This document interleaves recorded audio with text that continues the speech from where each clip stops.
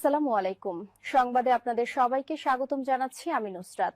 শুরুতেই সংবাদ শিরোনাম।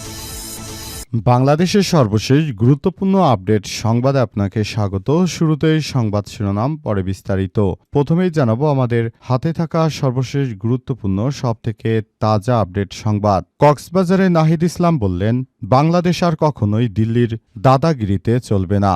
বাংলাদেশের সরকার কে গঠন করবে তা বাংলাদেশের জনগণই ঠিক করবে, কিন্তু বাংলাদেশে অতীতে শেখ হাসিনার সময় যেভাবে ভারতের দাদাগিরি চলত, এই দাদাগিরিতে আর বাংলাদেশ চলবে না। এখন থেকে বাংলাদেশ চলবে তার জনগণের সিদ্ধান্তে। এ বিষয়ে তিনি স্পষ্ট বার্তা দিয়েছেন। এরপর জানাবো, সন্দ্বীপে অস্ত্র কারখানার সন্ধান 2 কারিগর আটক। আগামী জাতীয় সংসদ নির্বাচন উপলক্ষে দেশের বিভিন্ন জায়গায় সন্ত্রাসীরা তারা অস্ত্র তৈরির কারখানা তৈরি করছে। বিশেষ করে চট্টগ্রামে বিএনপির অস্ত্র তৈরির একটি কারখানার সন্ধান পেয়েছে সেনাবাহিনী। এবার চট্টগ্রামের সন্দ্বীপে আবারও অস্ত্র তৈরির আরেকটি কারখানার সন্ধান পেল কোস্টগার্ডের সদস্যরা। সেখান থেকে অস্ত্রসহ 2 কারিগরকে আটক করা হয়েছে। আগামী জাতীয় সংসদ নির্বাচনকে বানচাল করতে তারা এই ধরনের কাজ করছিল। এদিকে জামাতকে সমর্থন জানিয়ে সরে দাঁড়ালেন মিজানুর রহমান। আসন্ন জাতীয় সংসদ নির্বাচন থেকে সরে দাঁড়িয়েছেন ফরিদপুর 4 সদরপুর চর ভদ্রাসন ভাঙা আসনের বাংলাদেশ খেলাফতে মজলিসের মনোনীত প্রার্থী মিজানুর রহমান মোল্লা। তিনি রিকশা প্রতীকে প্রতিদ্বন্দ্বিতা করার কথা থাকলেও শেষ পর্যন্ত দাঁড়িপাল্লায় সমর্থন দিয়েছেন। এবারে জানাবো, গণভোট ইস্যুতে ইসির কাছে 3টি বিষয় জানতে চেয়েছে সরকার। সরকারের পক্ষ থেকে বলা হয়েছে, গণভোটের পক্ষে প্রচার কত সময় পর্যন্ত চালানো যাবে বা কখন তা বন্ধ করতে হবে। ভোট গ্রহণের দিন ভোটারদের গণভোটের পক্ষে উদ্বুদ্ধ করতে বা জনমত গড়ে তুলতে আলাদা নির্বাচনী ক্যাম্প স্থাপন করা যাবে কিনা। গণভোটের পক্ষে পৃথক পোলিং এজেন্ট নিয়োগের কোনো সুযোগ রয়েছে কিনা। এবং সর্বশেষ জানাবো, সেই আওয়ামী লীগ এখন মির্জা ফখরুলের গণতন্ত্রের সঙ্গী। দীর্ঘদিন ধরে আওয়ামী লীগ সবসময় বিএনপিকে নিয়ে অনেক হাসাহাসি করত। বিএনপি নাকি ঈদের পর আন্দোলন করবে, অমুক আন্দোলন তমুক আন্দোলন, কিন্তু কখনোই তারা সফল হতে পারবে না, এরকম ভাবে নানাভাবে তুচ্ছ তাচ্ছিল্য করা হতো বিএনপিকে। সেই বিএনপি এখন আওয়ামী লীগকে সঙ্গী করে মির্জা ফখরুল সেই আওয়ামী লীগকেই তার সঙ্গী বানিয়েছে।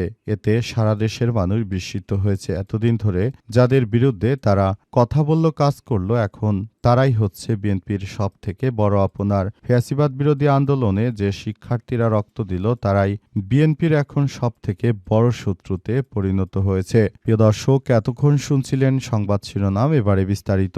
তবে তার আগে বন্ধুরা, অনুরোধ থাকবে এই সংবাদটিতে একটি লাইক দিন।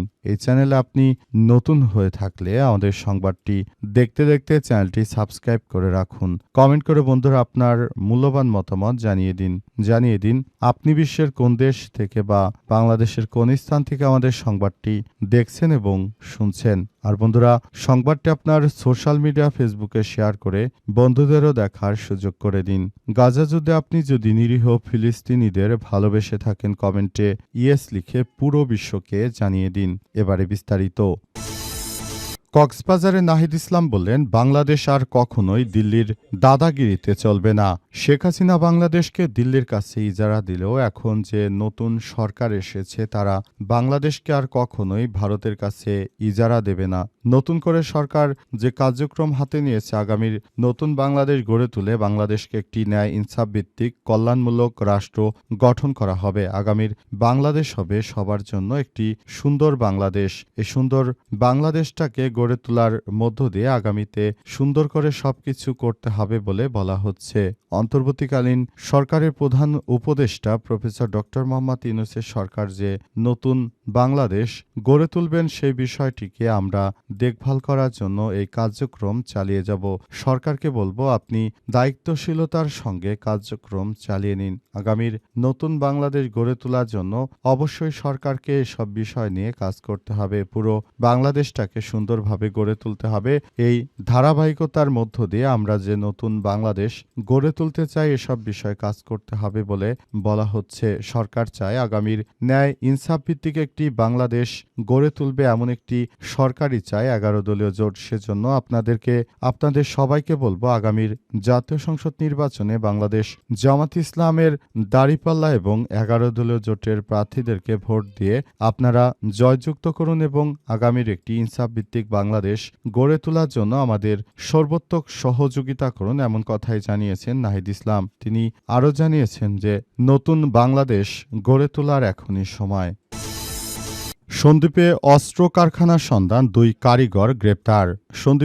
চট্টগ্রামের সন্দ্বীপে দেশীয় আগ্নেয়াস্ত্র তৈরির কারখানা সন্ধান পেয়েছে কোস্টগার্ড। অস্ত্র তৈরির সরঞ্জাম, একটি একনলা বন্দুক, তাজা কার্তুজসহ 2 কারিগরকে আটক করেছে বাংলাদেশ কোস্টগার্ড। আটককৃতরা 2 জন হলেন আমানুল্লাহ ইউনিয়নের 1 নম্বর ওয়ার্ডের মৃত মঈনুদ্দিনের ছেলে মোহাম্মদ রাশেদ 40 এবং রহমতপুর ইউনিয়নের 9 নম্বর ওয়ার্ডের মৃত আব্দুস সাত্তারের ছেলে আকবর 43। আজ বিকেলে কোস্টগার্ডের মিডিয়া কর্মকর্তা লেফটেন্যান্ট কর্নেল কমান্ডার সিয়ামুল হক এক প্রেস বিজ্ঞপ্তিতে এসব বিষয় জানিয়েছেন। আজ দিবাগত রাতে কোস্টগার্ড স্টেশন সন্দ্বীপ ও নৌবাহিনীর একটি টিম যৌথভাবে উপজেলার আমানুল্লাহ বেরিবাদ এলাকায় অভিযান চালায়। অভিযানে অস্ত্র তৈরির কারখানা, একনালা দেশীয় বন্দুক, 2 রাউন্ড তাজা কার্তুজ এবং আগ্নেয়াস্ত্র তৈরির বিভিন্ন যন্ত্রপাতি উদ্ধার করে। এ সময় অস্ত্র তৈরির কাজে সরাসরি জড়িত থাকার অভিযোগে রাশেদ ও আকবর নামে 2 জনকে আটক করা হয়। কোস্টগার্ডের ভাষ্য,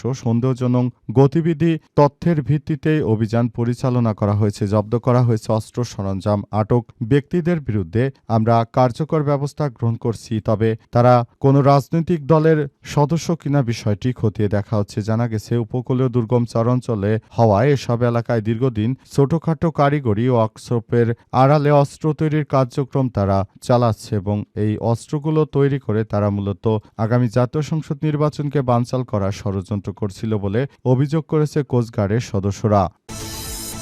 জামাতকে সমর্থন জানিয়ে সরে দাঁড়ালেন মিজানুর রহমান। আসন্ন জাতীয় সংসদ নির্বাচন থেকে সরে দাঁড়িয়েছেন ফরিদপুর 4 সদরপুর চরভদ্রসন ভাঙা আসনে বাংলাদেশ খেলাফতে মজলিসের মনোনীত প্রার্থী মিজানুর রহমান মোল্লা। তিনি রিকশা প্রতীকে প্রতিদ্বন্দ্বিতা করার কথা থাকলেও শেষ পর্যন্ত নির্বাচনী মাঠে বাংলাদেশ জামাত ইসলামের দাঁড়িপাল্লার প্রতীকে সমর্থন দেওয়ার সিদ্ধান্ত গ্রহণ করেছেন। আজ দুপুরে গণমাধ্যমকে বিষয়টি নিশ্চিত করেছেন। মিজানুর রহমান বলেছেন, সারা দেশে 11 দলীয় ঐক্যবদ্ধ জোট শুধু ফরিদপুর 4 আসনে উন্মুক্ত রাখায় 2 দলের 2 জন প্রার্থী নির্বাচনে লড়াই করে যাচ্ছিলাম। এতে দল ও ইসলামের বিজয় এর বিষয়ে অনিশ্চয়তা দেখা দিয়েছে। সেই উপলব্ধি থেকে দাঁড়িপাল্লাকে সমর্থন জানিয়ে আমি সরে যাওয়ার ঘোষণা দিয়েছি। তিনি আরও বলেন, আমি আমির মাওলানা মামুনুল হকের সঙ্গে পরামর্শ করে সিদ্ধান্ত গ্রহণ করেছি। ফরিদপুর 4 নির্বাচনী মাঠে একমাত্র ইসলামের দিকে তাকিয়ে জোটকে সম্মান জানিয়ে আমি দাঁড়িপাল্লায় আমার নৈতিক সমর্থন জ্ঞাপন করছি। উল্লেখ্য, ফরিদপুর 2 আসনে যেখানে আল্লামা মামুনুল হকের পক্ষ থেকে দাঁড়িয়েছে সেখানে কিন্তু দাঁড়িপাল্লার যিনি ছিলেন তিনি বসে গিয়েছেন।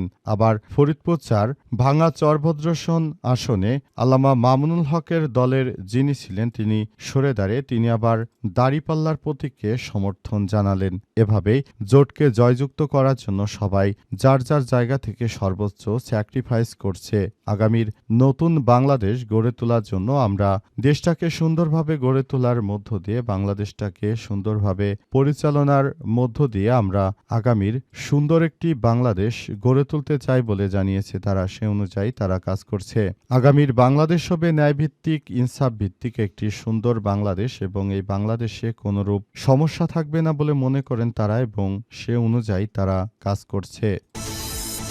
গণভোট ইস্যুতে ইসির কাছে 3টি বিষয় জানতে চেয়েছে সরকার। জুলাই চার্টার বাস্তবায়ন বা গণভোট হ্যায়ের পক্ষে কার্যক্রম পরিচালনা সংক্রান্ত আইনগত এবং বিধিগত বিষয় পরিষ্কার করতে নির্বাচন কমিশন ইসির কাছে 3টি সুনির্দিষ্ট প্রশ্নের ব্যাখ্যা চেয়েছে অন্তর্বর্তীকালীন সরকার। গণভোটকে কেন্দ্র করে রাজনৈতিক দল, সাধারণ ভোটার ও ইসির মধ্যে যেন কোনো তাৎক্ষণিক সংকট বা বিভ্রান্তি তৈরি না হয় সে লক্ষ্যে এবার উদ্যোগ গ্রহণ করা হয়েছে। সরকার ও ইসির নির্ভরযোগ্য সূত্র বিষয়টি নিশ্চিত করেছে। সরকারের পক্ষ থেকে জানতে চাওয়া হয়েছে বিষয়গুলো হচ্ছে গণভোটের পক্ষে প্রচারে কত সময় পর্যন্ত চালানো যাবে বা কখন তা বন্ধ করতে হবে, ভোট গ্রহণের দিন গণভোটের পক্ষে উদ্ধৃত করতে বা জনমত গড়ে তুলতে আলাদা নির্বাচনী ক্যাম্প স্থাপন করা যাবে কিনা এবং গণভোটের পক্ষে পৃথক পোলিং এজেন্ট নিয়োগের সুযোগ রয়েছে কিনা ইত্যাদি বিষয়গুলো সরকারের কাছে সরকার নির্বাচন কমিশনের কাছে জানতে চেয়েছে। উল্লেখ্য, অন্তর্বর্তীকালীন সরকারের প্রধান উপদেষ্টা ডক্টর মোহাম্মদ ইউনূসের সরকার তিনি আসলে এবার জাতীয় সংসদ নির্বাচনে তিনি কিন্তু সম্পূর্ণরূপে এখন রয়েছেন যে আগামী জাতীয় সংসদ নির্বাচন নিয়ে তিনি কথা বলছেন এবং তিনি মূলত বাংলাদেশের মানুষের পাশে রয়েছেন।